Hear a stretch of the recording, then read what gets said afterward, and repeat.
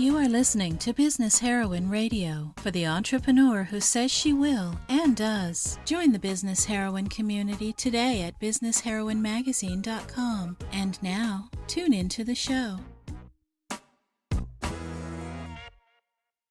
Hi and welcome. I'm Ann Perry, founder of Business Heroine, and I am here today with the wonderful, magnificent LiYana Silver.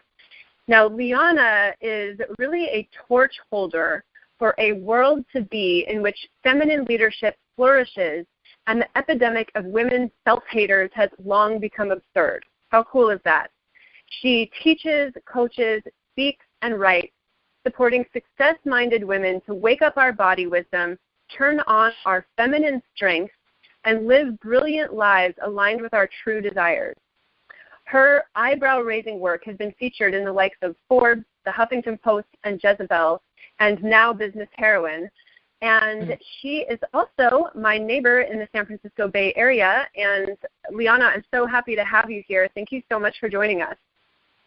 Thank you for inviting me into the incredible world you create. I'm excited to be here. Well, thank you. And, this is the perfect conversation because Business Heroine, it's for the entrepreneur who says she will and does.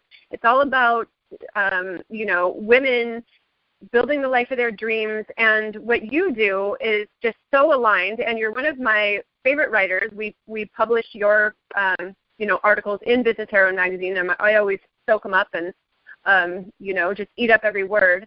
And I would just really love to hear from your perspective. What is feminine wisdom? And you call it feminine genius. Tell us what that is and how we can really bring our feminine genius into our work and still get stuff done.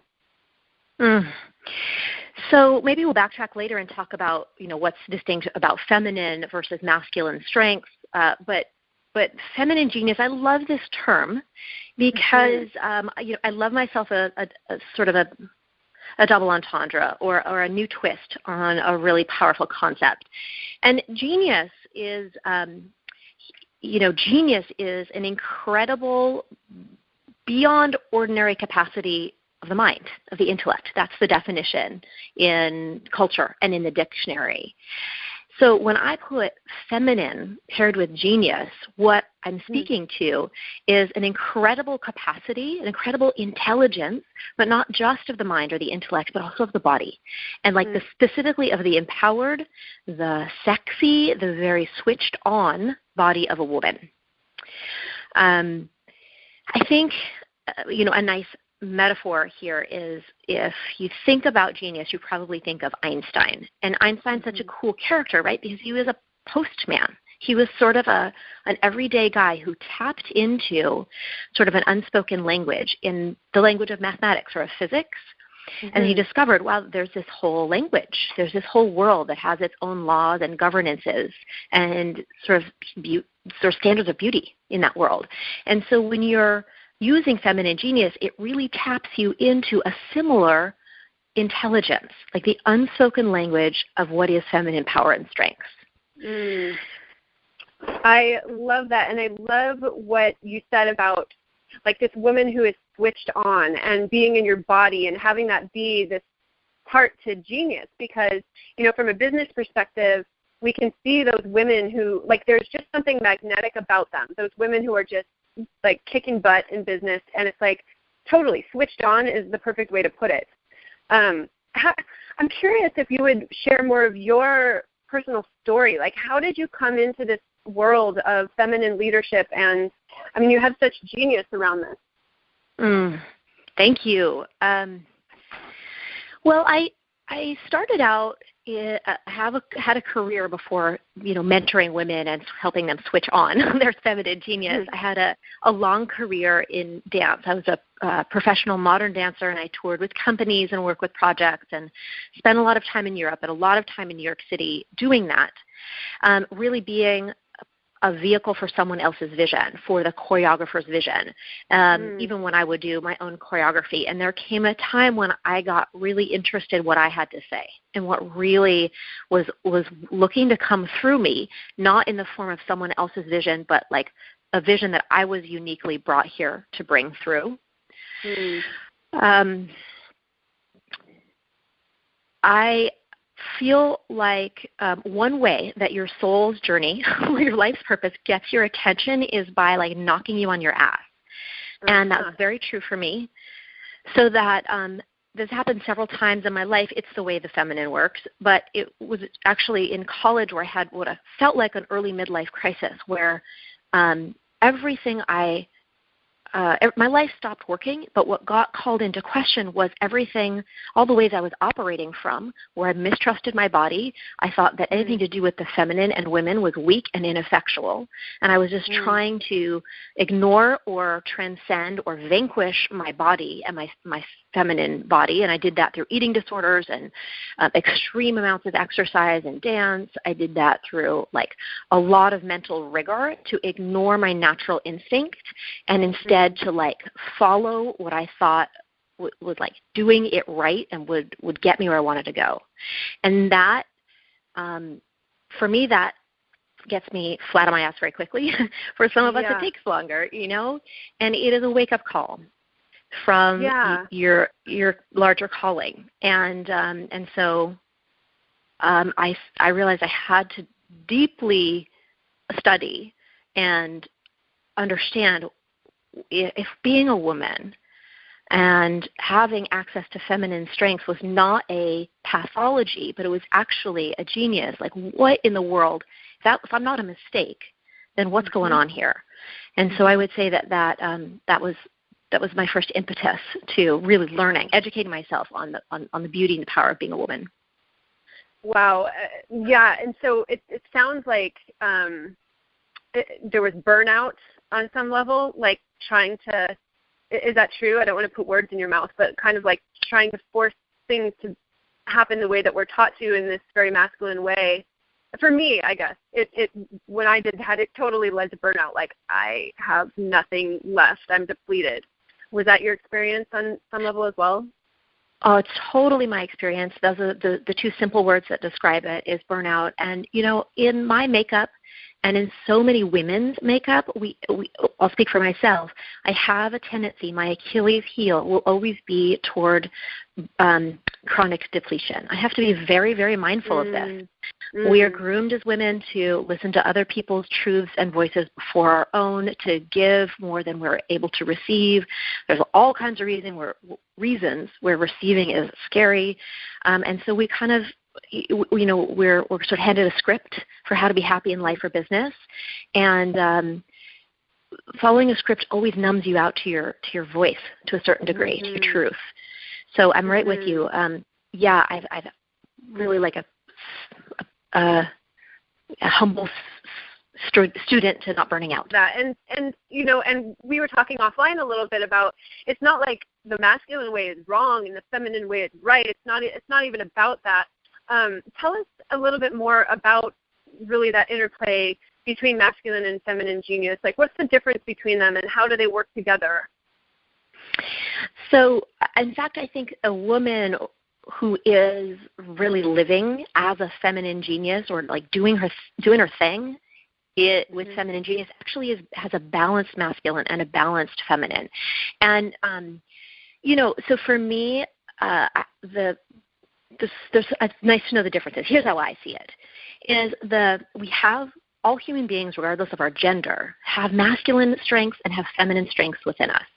And we live in a world that rewards us for being mostly in the masculine and has a lot of mistrust for the feminine. So we all over-rely on our masculine, in my opinion, which leads to burnout. So the masculine, as I see it, the energy and the strengths of the masculine are linear. They travel, you start at point A and you head in a reliably like a reliable speed, like a consistent speed toward point B. The masculine operates in the what we call Newtonian reality. Newton discovered gravity. Like if you let an apple fall, there is the gravitational pull, right? Like X causes Y. So we live in this world where time is linear, gravity exists, right? Time and space operate in this reality. It's very much the realm of the masculine. A great analogy of the masculine is like a train. It's like a locomotive. It starts at point A, barrels down a linear track toward point B. It is the vehicle of manifestation, right? It's like how. It's the how, the thing that gets into the world. Now, the feminine, instead of being linear, operates in the realm of the spiral, of the circular. And the feminine strengths and powers do not really subscribe to Newtonian reality. They subscribe to quantum reality.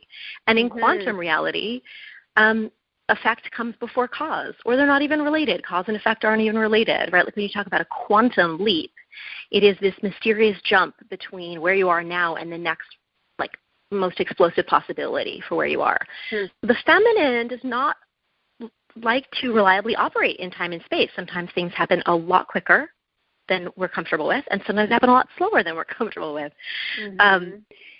But the feminine, I love the metaphor of a womb or of a uterus, because instead of kind of going out and penetrating the space or heading off and like getting shit done, a womb attracts and gathers to it the raw ingredients it needs to create, like really create either a business or a baby, right? Like life itself. So feminine is why. Feminine is why. It's like, why the hell are you barreling down the track in one direction? It's meaning, it's inspiration, right? It's like why we do all of the house. I seriously love what you're saying right now, and this is exactly why you are one of my favorite writers, because just the way that you describe things, like feminine energy is spiral instead of linear, and effect comes before cause, and it's why instead of how, and like it just makes so much sense. And when I listen to this, you know, I listen to everything through this geeky lens of this business nerd that I am. And I love that because all of the businesses that the business heroines are out there creating are very mission-oriented, very purpose-oriented, and really it's about how can I make a difference in the world and what is the difference I'm here to make. And this speaks so beautifully to that, especially the part about effect coming before cause. It's like, what is the effect I'm here to create, and then what is the how for how to do it. I just love how you describe that. Beautiful. Yeah. And for you, I know that you really weave art into your marketing. And I would love to hear more about this. Like, what role is art playing in marketing and business for you? And what is the overlap between art and feminine genius? Yeah, great question. I feel like I recently went through a kind of a year-long dark night of the soul where my tendency toward chronic depletion was really thrown in my face. Like, handle this or be flat on your butt. That's the offer. And while I was handling things from a physical and biochemical perspective and from a belief level and, you know, a structural level, like how was I setting up my life and my business, what I really came back to is at the core of my being. I'm an artist. Now, I surround myself, like most of my friends are like you. They're like business nerds. They're business geniuses, savants. Like you do your art through business. It's totally, I'm assuming that may be true for you. And I struggle. I mean, I know a little bit more than the average bear, but my genius is not in business. So I really needed to remember, because in the process of learning the very necessary things about how to get your message into the world, how to learn how to market your very valuable offering, all the rules and all of the like best practices I was learning snuffed out my truth and my voice. And, you know, a lot of times doing the stuff of business is like you have to do a lot. And so I burnt out that way. So when I could really tap into what is the heart of art for me, and for me it's, you know, I could go in and do a painting, which I do, or I could go and create a piece of choreography, which I do. It's just more the aesthetic. That there's a difference between when I operate as an artist or when I operate as a businesswoman. And I would say that the distinction here is that when I'm operating from artist, it has to feel right, and my focus is on it feeling right rather than trying to get it right. That I love that. Yeah, right? Like then not just doing the right thing, but I'm doing the true thing. Yes. Now that sometimes has me try stuff that there's no blueprint for, and sometimes it works and sometimes it doesn't. So I absolutely believe in learning the rules of marketing, of sales, of business. And then for me, I think part of the art aesthetic is consciously breaking them. Yeah. For me, I needed, so what I've been experimenting with is like how to actually bring more layers into writing good copy or getting videos out there. Like I would need the viewer, the reader, the listener to have a felt experience of what I'm trying to get across. It goes beyond showing, not telling, which we all know we need to do. But I need to figure out how to speak to all of you, to all of your parts, your feelings, your emotions, to your visual beauty aesthetic, to the way that you respond to language, to your funny bone, to giving you the details for your rational brain that's going to make a decision, so that you get something on a straightforward level and you really get something on a deeper, more metaphoric level, like where you can interpret a dream from many different levels and get levels of richness there. And so I feel like everything I just described about art has a real overlap with feminine genius. And the feminine will be ruthless and demand of you to do not the right thing, but the true thing. I love that. That is so spot on. And, in my experience with the, clients that I work with, it's all about doing the true thing, not the right thing. I've never thought of it in those words before, but there's a million, and I guess this is, again, that balance between masculine and feminine, right? Because the masculine, there's so many structures and templates and formulas and strategies that we learn, and they're totally valuable. And if it's not in alignment, if it's not true for you, it's not going to even work.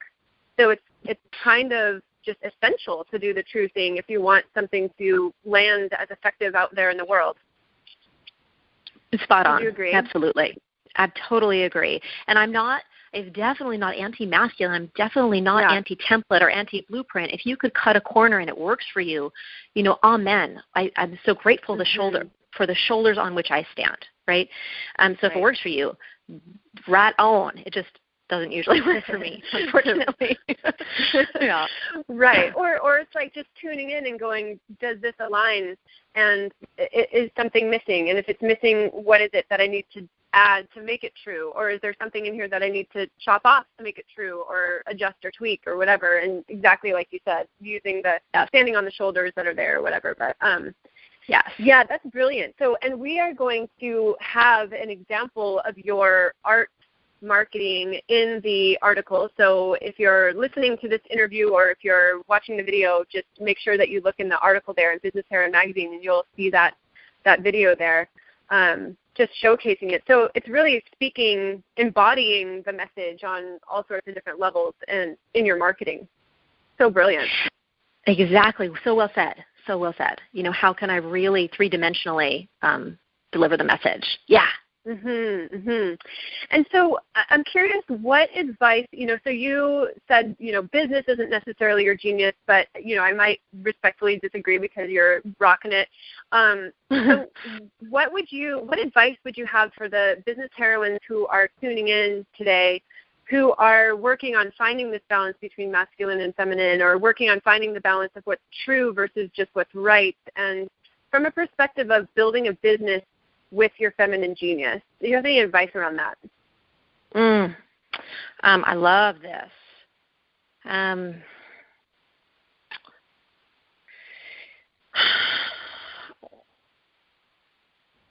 Honestly, I feel like there's a few core things. So like two. I'm just really tuning in here. I think that really it's like to walk your talk. What does it take to walk your talk? And it's okay. I feel like in the beginning there's a period of time where you're figuring out what your walk is and your talk is, and you shouldn't stay still. You should walk even as you're refining your talk. So I really want to be in the imperfect, encourage everyone to be in the imperfect action. But to keep refining, like really, what is it that I believe in, and that I am it, there is something that is being asked to live through you and to be lived as you, and to do that as fully as you can. And to do that, the main advice I have is listen to your body, and that's what I call your oracle. Listen to your body, the message of your soul speaking through you, through your woman's body, and follow her advice. And great, educate yourself and do this program or that, but that is your North Star, and that is your guide. What I mean by oracle, we can talk a little bit more about it, but simply there is a spot on your body, actually, right in your body, on your body, through which you can be in dialogue and hear your deepest desires and your deepest truth. And I just encourage women to get in dialogue with that. I love that. I love calling the oracle. I love the concept of this oracle. And everything you're saying that is the truth. It's totally true. And, I was actually speaking with somebody the other day where she was talking about, I'm not sure if I'm focused on the right business activities. I'll be kind of unclear what should I focus on, so then I'll kind of post some things on Facebook. But in my body, I feel restricted and constricted when I'm doing that. It doesn't feel like that's the right thing to be doing with my time. And I thought that was so wise, just she noticed her body when she was doing the activity of what you could very logically justify as I'm posting on Facebook about my business, and so then therefore, it's a wise decision. But she felt it in her body that it didn't feel right. And this is brilliant. Would you mind shedding a little light on this concept of the oracle? And then I want to find out how the Business Heroines can learn more about you and what you do. And I know you have a Turn On Your Feminine Genius training. But before we go there, will you shed a little light on this oracle concept? Yeah, absolutely. So what that woman was perhaps unwittingly tuning into was absolutely the language that her body speaks. And her body was saying, no, this isn't quite in alignment.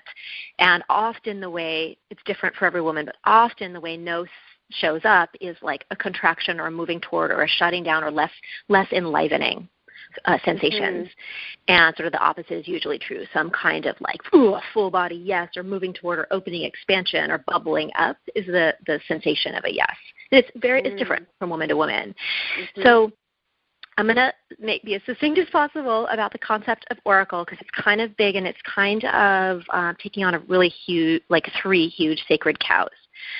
So oracle, as we understand it, is and was a person who was understood to have the mouthpiece, have the ear of God, and have the mouthpiece of God. It's a portal to divine wisdom. You're I have a question. Should I launch the business or not launch the business? Should I have a baby, not have a baby? You go to the oracle and you ask, and great, God spoke to you, so let's do it. Now, so I say that's a beautiful concept, and instead of it being out there somewhere in the form of a pope or a rabbi or a sage or a business program, right, but it's actually within you. Now, most of us can get there and be like, yeah, it's within me. But the sacred cow that I am taking on here is that it's not necessarily in your mind. The location of your oracle is not in your mind. It's not in your heart even only. It's not just in your gut. It's actually the physical location where you tune in and you ask for guidance is the area of your oracle is actually the area of your lady parts. And it's this place on your body that is actually your center of gravity, and it's where all of your female reproductive organs live and are gathered. And it's also kind of where your sensual, sexual, erotic, creative energy runs. So we have a real misconception that sex and spirit are different, that God does not live in our sex, and actually she does. There's nothing more divine than the ability to create, and this is creation central.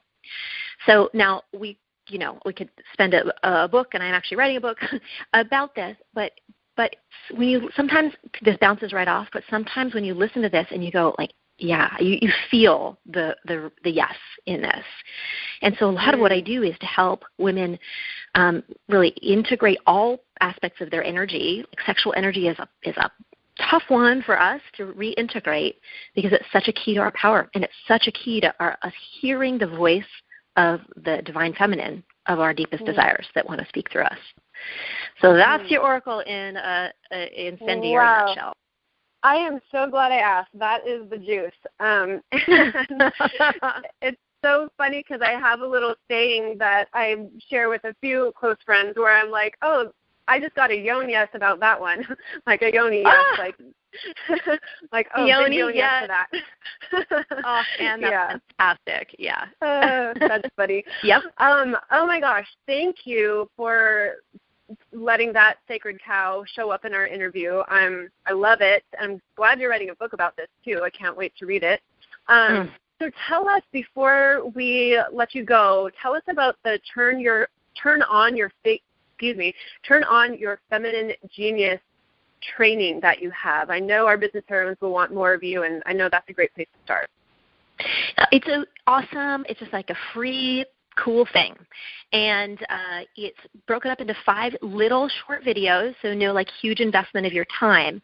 And it kind of breaks down like how to get your genius going. What are the like little moment by moment practices to have you be able to get clear on about what you want. Like what is it, like the one question you can ask yourself to be in ownership of your happiness. What do you need to believe to be confident? How to overcome jealousy of other women, and like there is the 5th. It's actually kind of a bonus one. The 5th video is how do you turn your genius on, and it talks about a practice to introduce you to your oracle and how to start that dialogue. So they're super fun, super juicy. Yes, perfect. Okay, great. And we will have the link to that right in the article in Business Heroine magazine. So be sure to grab that for sure from LiYana. Well, LiYana, thank you so much for your time and your wisdom and your feminine genius. It's just so fun to finally interview you after having your articles published in the magazine, and can't wait to get together for a glass of wine too. I can't wait to invite you, as my European friends say. I invite you, Anne, for a glass of wine, and I just bow to you, sister, for everything you're creating. You're just like creating an incredible force on the planet. Thank you. Thanks for including me. Thank you so much. And thank you, Business Heroines, for tuning in, and we will see you next time. You have been listening to Business Heroine Radio for the entrepreneur who says she will and does. We hope you enjoyed the show. Be sure to check out what's new at businessheroinemagazine.com today.